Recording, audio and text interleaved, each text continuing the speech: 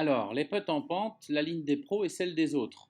Donc là, on voit ce magnifique putt de Jordan Spieth qui décrit une courbe parfaite jusqu'à rentrer dans le trou. Donc pour essayer de comprendre comment ça fonctionne une pente, je prends une rampe et puis je fais rouler une balle jusque dans le trou. On voit très bien la courbe. Donc le principe, c'est que j'ai matérialisé ici quelques points de passage de la balle. Si la rampe permet d'envoyer la balle dans le trou, alors dans ces cas-là, ça signifie que mon putt devrait partir dans la direction de la rampe. Donc maintenant, je vais matérialiser cette direction avec cette corde. Il y a toujours une différence qui se passe entre les amateurs et les professionnels. Les amateurs passent souvent sous le trou ou sont souvent irréguliers dans les pentes. Alors la raison première, c'est que cette ligne des pros, ils ne la voient pas parce qu'elle ne fonctionne pas tout à fait comme ça. Alors, comment fonctionne l'amateur? Il part la plupart du temps de la ligne entre le trou et la balle.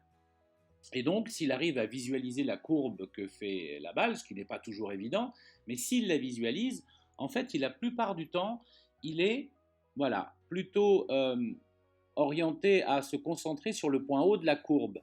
Et donc, du coup, il va s'aligner sur le point haut de la courbe.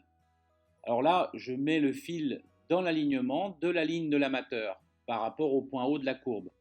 Et là, il y a quelque chose qui ne fonctionne pas puisqu'on voit des balles qui sont à gauche du fil. Donc la balle ne partirait pas en ligne droite. Si l'amateur le rentre, ça veut dire qu'il a frappé son coup en l'orientant vers la gauche. La différence entre la ligne du pro et la ligne de l'amateur, dans l'exemple que je vous montre ici, c'est le double. C'est-à-dire que le pro prend le double de pente par rapport à l'amateur. Le point de visée est donc ici.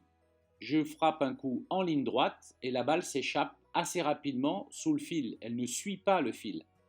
Cet écart entre le trou et le point de visée, vous avez une possibilité avec des stages M-Point Express, qui est une méthode de lecture des greens, de le déterminer de façon très exacte, ce qui vous évite de faire de l'approximation.